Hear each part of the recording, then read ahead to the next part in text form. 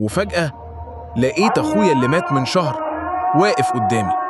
وشه مش زي ما كنت فاكره، كان هادي بس فيه وجع غريب. قرب مني وقال لي بصوت واطي: يا فلان صلي، والله ما حد هينفعك، لا صاحب ولا مال ولا ضحك الدنيا. أنا شفت اللي مستحيل تتخيله. قلت له: شفت إيه؟ أنت عايش؟ رد وقال: أنا ماشي في طريق طويل كله ضلمة، ولما وصلت وقفوني، سألوني عن الصلاة، سألوني عن أمي، سألوني عن كل كلمة جرحت بيها حد. كنت واقف قلبي بيخبط. قلت له: طب في أمل؟ طب ينفع أرجع؟ أنت لسه في الدنيا، الحق نفسك قبل ما تبقى مكاني.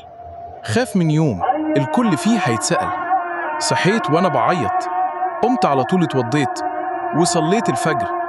والنهاردة بحكي لك الحلم يمكن يكون سبب في توبتك. صلي على النبي عليه الصلاة والسلام واكتب لي في التعليقات لو شفت حد بتحبه في حلم وقال لك راجع لربنا هتعمل ايه؟ وما تنساش تعمل لايك واشتراك وتفعل الجرس علشان توصلك القصص الجاية.